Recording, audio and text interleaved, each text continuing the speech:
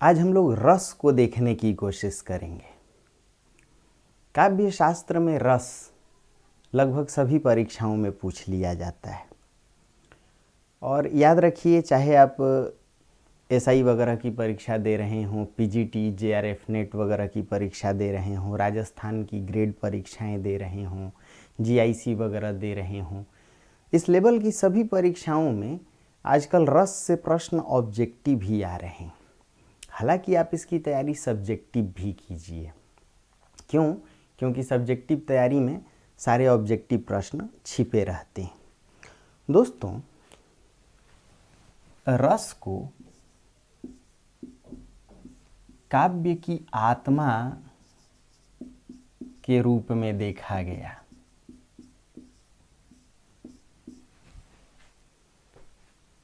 क्योंकि रस ही साहित्य या काव्य की अनुभूति है, उसमें आनंद को उत्पन्न करता है। रस ही भाव को जन्म देता है। काव्य का उद्देश्य भाव की स्थापना ही है।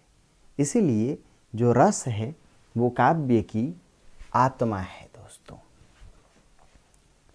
सबसे पहले रस की चर्चा ऋग्वेद में मिली। ऋग्वेद में रस को सोमरस के अर्थ में लिया गया। ऋग्वेद में रस को सोमरस का पर्याय माना गया। ऋग्वेद ही नहीं, मनुस्मृति में भी रस को सोमरस या मदिरा के अर्थ में ही लिया गया था।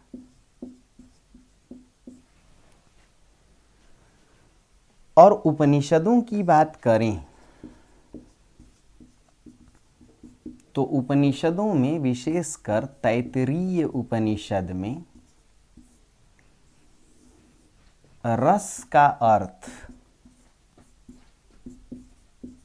परमात्मा के आनंद से लिया गया। ध्यान से सुनिएगा, रस की सबसे पहली चर्चा ऋग्वेद में मिली, जहाँ रस का अर्थ सोमरस से लिया गया। रस की फिर अगली चर्चा आप देखेंगे उपनिषदों में। तैत्तिरीय उपनिषद में माना गया कि रस कुछ और नहीं, परमात्मा का आनंद है। मनुस्मृति में भी रस को सोमरस या मदिरा के अर्थ में देखा गया। भट्टनायक जी ने परमात्मा के आनंद से जोड़ते हुए ही रस को यह माना कि रस ब्रह्मानंद सहोदर है।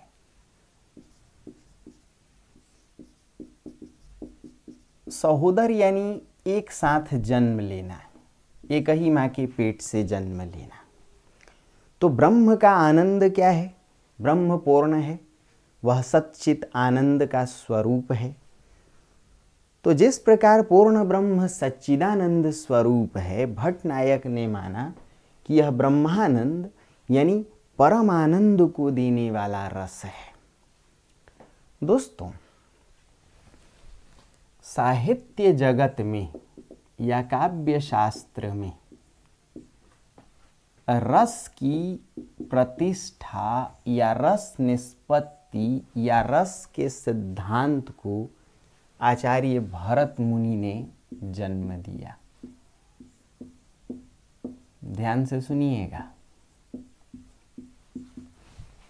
आचार्य भरत मुनि ने यह माना कि नाटक के 3 तत्व हैं। नाटक के कितने तत्व हैं? 3 तत्व, वस्तु, नेता और रस। वस्तु, नेता और रस। बोर्ड दिख रहा है? नहीं दिख रहा है तो सुनते रहिएगा। आचार्य भरत मुनि ने रस सिद्धांत को जन्म दिया, लेकिन उनका यह जो रस सिद्धांत है, फिर से सुनिए, रस सिद्धांत को आचार्य भरत मुनि ने जन्म दिया और आचार्य भरत मुनि ने नाट्य शास्त्र को भी जन्म दिया। यानी भरत मुनि ने रस की चर्चा नाट्य शास्त्र में की और उसी नाट्य शास्त्र के माध्यम से उन्होंने रस सिद्धांत की स्थापना की और यह कहा कि नाटक के 3 तत्व होते हैं। कोई भी नाटक 3 तत्वों से लिखा जाता है, ये भरत मुनि ने माना था। क्या क्या? वस्तु, नेता, रस। वस्तु यानी कथानक, कथा वस्तु, नेता यानी नायक और रस यानी अनुभूति या आनंद। आचार्य भरत मुनि ने यह कहा कि जो रस है वह साहित्य का आनंद है और इसीलिए उन्होंने रस की परिभाषा में भरत मुनि ने लिखा कि विभाव, अनुभाव और व्यभिचारी या संचारी के संयोग से रस की निष्पत्ति होती है। जटिल नहीं है, बहुत आसान है समझना। आप चाहे किसी भी स्तर की परीक्षा दे रहे हो। दोस्तों, जो भाव को जगाए उसे विभाव कहते हैं। विभाव का काम ही है भाव को जगा देना। और अनु का अर्थ क्या है? जो पीछे चले, यानी बड़े भाई के पीछे जो आए तो अनुज, जो आगे चले अग्रज। तो जो भाव को जगा दे उसे ही विभाव कहते हैं। भाव जगने के पश्चात जो पीछे पीछे भाव आए उसे अनुभाव कहते हैं और भावों के जगने के पश्चात छोटी छोटी संचारियां, अस्थाई भाव, संचरणशील, संचारी, व्यभिचारी जो छोटे छोटे क्षणिक भाव जन्म लें उसे ही संचारी कहते हैं। आचार्य भरत मुनि ने कहा कि जो रस है वो कुछ और नहीं, विभाव यानी जो भाव को जन्म दे, अनुभाव भावों के जगने के पश्चात जो आए और संचारी जो छोटे छोटे संचरित भाव, अस्थाई भाव, क्षणिक भाव हैं, उनके मिलने से रस की उत्पत्ति होती है। दोस्तों, आचार्य भरत मुनि ने कहा कि रस का जुड़ाव स्थाई भाव से है और ये स्थाई भाव इसलिए स्थाई है क्योंकि जिस प्रकार मिट्टी में उसकी गंध हमेशा के लिए लिप्त रहती है, नहीं जाती, उसी प्रकार स्थाई भाव मनुष्य के मन में, उसके जीवन में, उसके हृदय में हमेशा बने रहते हैं। समय अनुकूल देश काल सीमा परिस्थिति अवसर पा करके ये भाव हमेशा क्रियाशील होते रहते हैं, यानी ये भाव कभी मरते नहीं हैं। मान लीजिए किसी दुश्मन को देख करके भाई क्रोध का भाव जगेगा, कोई कॉमेडी सीरियल देख रहे हैं तो हंसी का भाव या हास्य रस की उत्पत्ति होगी, किसी को प्रेम करते देख करके या किसी विवाहित जोड़े को देख करके श्रृंगार का भाव, रति का भाव जन्म लेगा। ऐसे ही कोई भयावह चीज देख करके, डरावनी चीज देख करके डर का भाव जन्म लेगा। तो भरत मुनि ने कहा कि रस आनंद की वस्तु है। दूसरी बात, रस विभाव, अनुभाव और संचारियों के मेल से उत्पन्न होता है। तीसरी बात कि जो स्थाई भाव है वो कभी खत्म नहीं होता। जिस प्रकार मिट्टी में गंध हमेशा के लिए लिप्त रहती है, उसी प्रकार स्थाई भाव भी जीवन में हमेशा बने रहते हैं। जब तक व्यक्ति जीवित है, चेतन दशा में है, तब तक रस बने रहेंगे, स्थाई भाव बने रहेंगे। अनुकूल अवसर पाकर के रस क्रियाशील होते हैं। दोस्तों, आचार्य शुक्ल को रसवादी आलोचक कहा गया था। किसे? आचार्य शुक्ल को। तो इसके पीछे एक वजह है। जिस प्रकार भरत मुनि ने रस सिद्धांत को जन्म दिया था, उसी प्रकार आचार्य शुक्ल ने भी रस मीमांसा नामक ग्रंथ को लिखा था।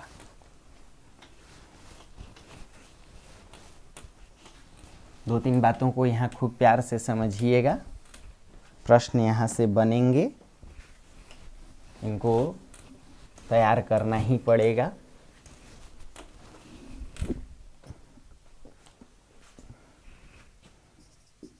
आचार्य शुक्ल ने यह माना कि जो रस है वह आनंद का विषय नहीं है, बल्कि रस का काम अनुभूति उत्पन्न करना है। क्या उत्पन्न करना है दोस्तों? जाहिर सी बात है कि हम लोग पिछली क्लास में देखे थे कि काव्य शास्त्र का क्या अर्थ है। काव्यांगों का अध्ययन, काव्य के तत्वों का अध्ययन। रस इन्हीं काव्यांगों या काव्य तत्वों में एक है। ऐसे में आचार्य शुक्ल ने रस की चर्चा के लिए रस मीमांसा नामक ग्रंथ को लिखा। रस की चर्चा के लिए किस रचना को उन्होंने लिखी? रस मीमांसा। और उसमें कहा कि रस आनंद नहीं, अनुभूति का विषय है। आनंद तो रसिकों और लंपटों का विषय है। किसी नाच गाने में जाकर के, किसी अश्लील फूहड़ नृत्य में जाकर के जो ताली बजाते हैं, वाह वाह किया करते हैं, विसिल बजाते हैं, ऐसे रसिक और लंपट लोगों को आनंद चाहिए। रस वो आनंद नहीं है। रस का काम अनुभूति उत्पन्न करना है। इसीलिए रसानुभूति को ही शुक्ल जी साहित्य का उद्देश्य मानते थे और फिर उसे लोक मंगल से जोड़ते थे। दोस्तों, आचार्य शुक्ल ने काव्य शास्त्र को समझाने के लिए ही एक निबंध लिखा था, कविता क्या है। आपने सुना होगा चिंतामणि शीर्षक निबंध, जिसमें कई निबंधों का संकलन है। तो कविता क्या है, यह आधुनिक काव्य शास्त्र है शुक्ल जी का। शुक्ल जी इसमें बताते हैं कि कविता का क्या अर्थ है, रस किसे कहते हैं, कविता का अर्थ कैसा होना चाहिए। तो तीन बातें सीखने लायक हैं। जिस प्रकार आचार्य भरत मुनि ने रस सिद्धांत की स्थापना की, उसी प्रकार आचार्य शुक्ल ने रस मीमांसा को लिखा और यह बताया कि रस आनंद नहीं, अनुभूति की वस्तु है। दूसरी बात कि उन्होंने कविता क्या है के माध्यम से न केवल कविता की परिभाषा दी, बल्कि रस की भी परिभाषा दी। देखिए शुक्ल जी क्या कहते हैं कि हृदय की मुक्तावस्था, हृदय यदि मुक्त हो जाए तो हृदय की मुक्तावस्था रस दशा है, और आत्मा की मुक्तावस्था ज्ञान दशा है। खूब प्यार से सुनिएगा, किसी भी लेवल पर परीक्षा दे रहे हों ये प्रश्न बन सकते हैं। शुक्ल जी कहते हैं कि व्यक्ति का संकुचित हृदय यदि विराट रूप ले ले, मनुष्य मनुष्यता की उच्च भूमि में पहुंच जाए, उसका हृदय संकुचित राग से ऊपर उठकर व्यापक विश्व राग से जुड़ जाए, जन सामान्य की भूमि से जुड़ जाए, तो समझिए हृदय मुक्त हो गया। भाई हृदय संकुचित है तब तक ये मेरा है, ये तुम्हारा है, छोटी छोटी संकीर्ण भावनाएं जन्म लेती हैं। जहाँ संकीर्णता है वहाँ हृदय मुक्त नहीं हो सकता।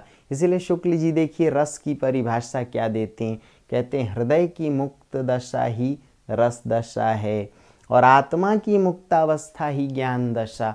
आत्मा जब तक माया मोह के बंधन में है तब तक वह ज्ञान से दूर है। जिस दिन आत्मा मुक्त हो गई, यह मान ले कि मैं तो परम तत्व तत्व का ही अंश हूँ, यही आत्मा की मुक्त दशा है, ज्ञान दशा। क्योंकि ज्ञान का आना माया मोह का मुक्त होना। कहते हैं शुक्ल जी, जब वाणी इसी हृदय की मुक्तावस्था को व्यक्त करने के लिए शब्दों का विधान करे तो उसे कविता कहते हैं। यानी कविता कुछ और नहीं, हृदय की मुक्त अवस्था को व्यक्त करती है, और हृदय की मुक्त अवस्था ही रस दशा है। जब तक आपका हृदय मुक्त नहीं होगा तब तक आप रस को नहीं समझ पाएंगे। क्योंकि शुक्ल जी की भाषा में, शुक्ल जी के शब्दों में रस अनुभूति है। व्यक्ति अपने पराये के भेदभाव को खत्म करके संपूर्ण मानवता को अपना करके ही सभी रसों को समझ सकता है। वह करुणा को भी समझ सकता है, वह प्रेम को भी समझ सकता है, वह वात्सल्य विभत्स सब कुछ समझ सकता है, श्रृंगार को भी। इसीलिए शुक्ल जी ने कहा था कि करुणा में लगभग सभी भावों का उद्रेक रहता है, या यूं कहें कि करुणा सभी भावों के जन्म का कारण है। इसलिए आचार्य भवभूति और शुक्ल दोनों इस बात को मानते थे कि करुणा में सबसे तीव्रता अधिक होती है। यानी करुणा का जो भाव है या जो करुण रस है, इस करुणा के कारण ही व्यक्ति समाज के मंगल को समझता है, दुनिया को समझता है। जिसका हृदय मुक्त हो वह विश्व के करुणा से जुड़ता है, और विश्व के करुणा से जुड़ा हुआ व्यक्ति ही लोक मंगल को समझता है। ध्यान से सुनना अब हायर डिग्री वाले। शुक्ल जी इसीलिए तुलसी की कविता को श्रेष्ठ मानते थे, सूरदास की कविता को नहीं। क्योंकि कहते थे कि सूरदास की कविता में प्रेम का भाव प्रबल है, जबकि तुलसी की कविता में करुणा का भाव प्रबल है। इसलिए तुलसी की कविता उन्हें लोक मंगल की कविता नजर आती है, लोक मंगल की साधनावस्था की कविता नजर आती है। क्योंकि तुलसी की कविता में अनुभूतियाँ हैं, तुलसी की कविता में हृदय की मुक्तावस्था है। तो देखिए, बहुत छोटी छोटी बात है, इसको आप बहुत ऊंचाई पर भी ले जा सकते हैं और बहुत सामान्य यानी देखा जाए तो फैक्चुअल स्तर पर भी समझ सकते हैं। तो अब तक 3 बातें जो छोटी परीक्षाओं के लिए अक्सर पूछी जाती हैं। पहली बात कि रस सिद्धांत की स्थापना आचार्य भरत मुनि ने की। रस काव्य की आत्मा है। रस का काम अनुभूति उत्पन्न करना है, आनंद उत्पन्न करना है। आचार्य भरत मुनि ने रस सिद्धांत को जन्म दिया। नाट्य शास्त्र के माध्यम से उन्होंने नाटक के 3 तत्व बताए, वस्तु, नेता, रस। वस्तु यानी कथा वस्तु, नेता यानी नायक, और रस यानी आनंद। आचार्य भरत मुनि ने माना कि रस का काम आनंद उत्पन्न करना है। आचार्य भरत मुनि ने कहा कि जो रस है विभाव, अनुभाव और संचारियों के संयोग से उत्पन्न होता है। आचार्य भरत मुनि ने यह माना कि जिस प्रकार मिट्टी में गंध हमेशा बनी रहती है, उसी प्रकार ये जो भाव हैं या ये जो रस हैं जीवन में हमेशा बने रहते हैं, कभी खत्म नहीं होते। दोस्तों, आलोचकों ने या आचार्यों ने अलग अलग परिभाषा दी। आचार्य भरत मुनि कहते हैं जिस प्रकार विभाव, अनुभाव और संचारी के संसर्ग को रस कहते हैं, उसी प्रकार भट्ट नायक ने कहा कि रस ब्रह्मानंद सहोदर है। कुछ आचार्यों ने कहा कि विभाव, अनुभाव और संचारियों के संयोग से ही स्थायी भाव का उत्पन्न होना रस है, जैसे आचार्य विश्वनाथ वगैरह ने माना। शुक्ल जी ने आचार्य भरत मुनि की तरह ही रस पर अधिक ध्यान दिया, इसलिए शुक्ल जी रसवादी आलोचक कहलाए। रस को समझाने के लिए उन्होंने रस मीमांसा नामक रचना को लिखा। उन्होंने कविता क्या है शीर्षक निबंध में रस और कविता दोनों की परिभाषा दी। रस के विषय में कहा कि हृदय की मुक्तावस्था ही रस दशा है, आत्मा की मुक्तावस्था ही ज्ञान दशा है। जब वाणी यानी जुबान, जिह्वा इसी हृदय की मुक्तावस्था को व्यक्त करने के लिए शब्दों का विधान करे, यानी वाणी जब विशाल हृदय मानवता को व्यक्त करने के लिए जब शब्दों को गढ़े तो उसे कविता कहते हैं। शुक्ल जी कहते थे कि भाई जो रस है उसका काम आनंद उत्पन्न करना नहीं बल्कि अनुभूति उत्पन्न करना है। इसलिए शुक्ल जी एक बात कहते थे कि रस का अर्थ यदि अनुभूति है तो अनुभूति का अर्थ जिसे सहज रूप में समझा जाए, जिसका आस्वादन किया जाए। और इसीलिए शुक्ल जी कहते थे कि जब कविता के अर्थ को हमें उचित रूप में समझना हो तो अर्थ की जगह बिंब दे। बिंब समझते हैं, आईने के सामने खड़े होंगे आप तो याद रखिएगा आईने में हमारा प्रतिबिंब दिखाई पड़ता है और हम बिंब हैं, यानी बिंब मूर्ति को कहती हैं। शुक्ल जी कहते थे कविता ऐसी हो जो मूर्त हो जाए अपने भाव को लेकर, जिसे हम छू सकें, यानी इतनी सहज हो जाए। बिंब के माध्यम से, बिंब कितने होते? 5 होते हैं। जिस प्रकार इंद्रिय 5 उसी प्रकार बिंब भी 5, जिसे हम चख सकें स्वाद बिंब, सूंघ सकें घ्राण बिंब, जिसे हम देख सकें चाक्षुष बिंब, सुन सकें श्रवण बिंब, छू सकें स्पर्श बिंब। तो कविता इतनी सहज हो कि उसे छू सकें, सुन सकें, देख सकें, उसके बारे में कुछ कह सकें। इसीलिए उन्होंने कहा कि रस का अर्थ समझना, अनुभूतियों को समझना, अर्थात कविता ऐसी हो जो बिंब उत्पन्न करे। दोस्तों, रस के विषय में यह कहा गया कि रस के 4 अवयव होते हैं।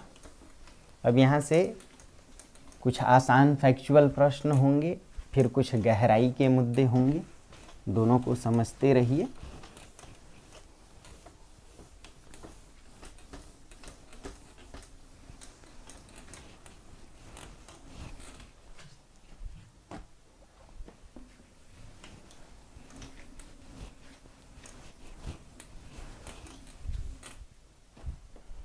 दोस्तों,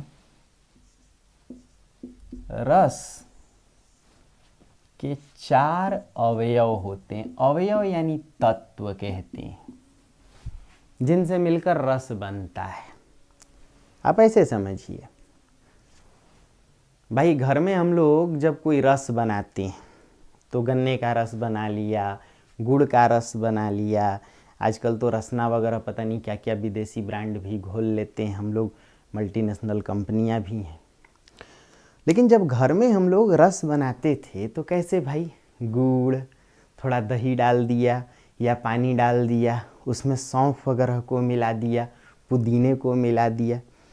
तो जिस प्रकार कई खाद्य सामग्री से, आचार्य भरत मुनि ने कहा कि कई औषधियों और खाद्य सामग्री से जिस प्रकार रस की उत्पत्ति होती है, उसी प्रकार रस के भी अपने कई अवयव हैं। देखिए कितनी बड़ी बात कह दी थी भरत मुनि ने कि कई औषधियों या खाद्य सामग्री से जिस प्रकार रस की उत्पत्ति होती है भोज्य पदार्थों से, उसी प्रकार जीवन की जो अनुभूतियाँ हैं या जीवन में जो कई अवयव हैं, तो अवयव क्या क्या हैं? स्थायी भाव है, विभाव है, अनुभाव है, संचारी भाव है। इन अवयवों से ही रस जन्म लेता है। अवयव यानी तत्व। तो रस के कितने अवयव हैं? 4। क्या क्या? स्थायी भाव,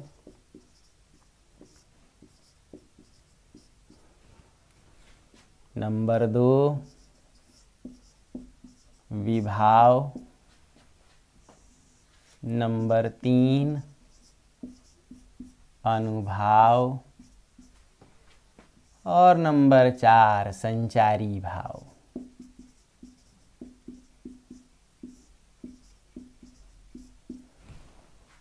तो रस के कितने अवयव हैं? 4। दोस्तों, कुछ चीजें हैं जिनको हमेशा याद रखिएगा कि आचार्य भरत मुनि ने, देखिए यहां लिख रहा हूं, आचार्य भरत मुनि ने कुल 8 स्थायी भावों की चर्चा की थी। आचार्य भरत मुनि ने कुल कितने स्थायी भावों यानी कुल कितने रसों की चर्चा की थी? 8। उन्होंने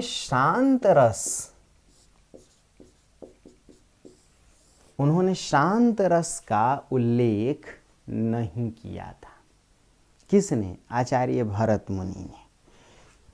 यानी 8वें के बाद यदि 9वें नंबर पर कोई रस आया तो शांत रस आया। कौन सा रस आया? दोस्तों 10वें और 11वें नंबर पर 2 और स्थायी भाव और रस जोड़े गए। क्या क्या? अगर आपने सुना हो वात्सल्य रस और भक्ति रस, तो ये 2 रस जुड़ करके कुल 11 रस हुए। अब इनमें जानना क्या है कि अगर आपसे पूछा जाए कि आचार्य भरत मुनि ने कुल कितने रसों की चर्चा की, तो 8। किस रस का उल्लेख उन्होंने नहीं किया 9 रसों के पहले? तो शांत रस।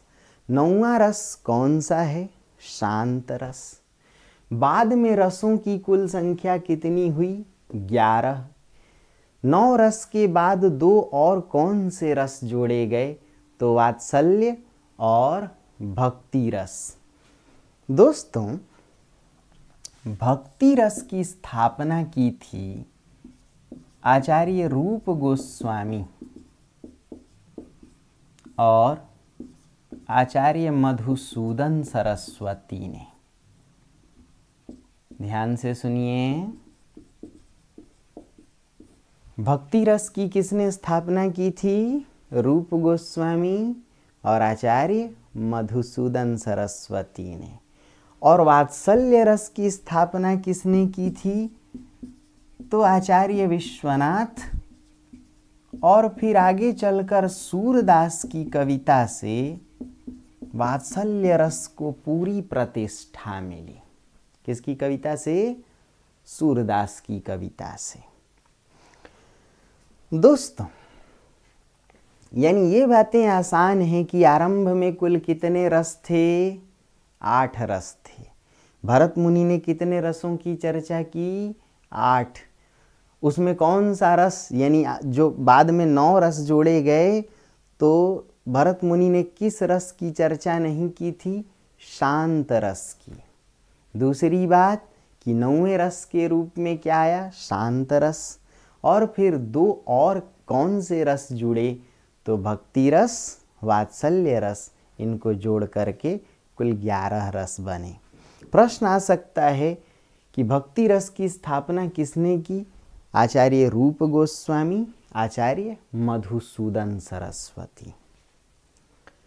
दोस्तों, सभी स्थायी भावों या सभी रसों के अपने रंग होते हैं और उनके देवता होते हैं। जैसे इस पर आएंगे हम लोग, लेकिन ये जेहन में रखिएगा। एक ये प्रश्न पूछा जा सकता है कि सभी रसों के, जैसे शांत रस, अगर आपने नाम सुना हो, तो शांत रस का जो वर्ण होता है वह कुंदेंदु होता है। कौन सा वर्ण होता है? कुंदेंदु होता है। और इसके जो ईश्वर होते हैं वो नारायण। ऐसे ही श्रृंगार रस को रसों का राजा कहा जाता है, रसराज। तो श्रृंगार रस के दोस्तों, उसका जो वर्ण है वो श्याम होता है। कौन सा वर्ण होता है? श्याम। बिहारी की कविता में एक पद आप खूब पढ़ते होंगे, या अनुरागी चित्त की गति समझे नहीं कोई, ज्यों ज्यों बूढ़े श्याम रंग त्यों त्यों उज्ज्वल होए। वो जो श्याम रंग है वो वास्तव में प्रेम का रंग या श्रृंगार का रंग है। तो श्रृंगार रंग में डूबना, प्रेम में या रति में डूबना ही काम का रंग है, इसीलिए श्याम की चर्चा की उन्होंने। तो जो श्रृंगार रस है उसका वर्ण श्याम है, यानी रंग श्याम रंग है, और उसके देवता विष्णु हैं। इसलिए आप देखेंगे कि अपने यहाँ शादी विवाह में विष्णु की आराधना से ही हम लोग आगे बढ़ते हैं। मंगलम भगवान विष्णु। क्या कमाल की बात है, क्योंकि विवाह से दो लोगों के श्रृंगारिक संबंध स्थापित होने जा रहे हैं। करेक्ट दोस्तों, सभी रसों के अपने रंग होते हैं, यानी वर्ण, और उनके ईश्वर भी हैं। जैसे आप देखेंगे कि शांत रस का जो वर्ण है कुंदेंदु है, और उसके देवता नारायण हैं। ऐसे ही जैसे रौद्र रस को देखेंगे तो रौद्र रस का जो वर्ण है वो रक्त, खून की तरह लाल है, और उसके देवता रुद्र हैं। किसी रस के देवता महाकाल हैं तो किसी रस के देवता कृष्ण हैं। सभी रसों के अपने अपने वर्ण हैं, उस पर हम लोग आएंगे, बात करेंगे। रसों के विषय में यह माना गया कि सभी रस के कुछ अपने सहयोगी रस होते हैं, कुछ उनके विरोधी रस हैं। लेकिन इन बातों पर आने से पहले कुछ मोटी मोटी चीज़ों को जान लीजिए, जो फैक्चुअल चीज़ें हैं पूछी जाती हैं, फिर कंसेप्चुअल पर हम लोग बात करेंगे कि किस प्रकार ये चारों तत्व या चारों अवयव अपने अपने मूल रूप में किसी न किसी भाव से जुड़े हैं। इनका कुछ उद्देश्य है, इनके कुछ भेद हैं। जैसे विभाव के भेद पूछे जाते हैं आपसे कि विभाव के कितने भेद हैं। जैसे अनुभाव के भेद पूछे जाते हैं, संचारियों के भेद, स्थायी भाव के। तो आइए हम लोग इनको एक एक करके देखते हैं।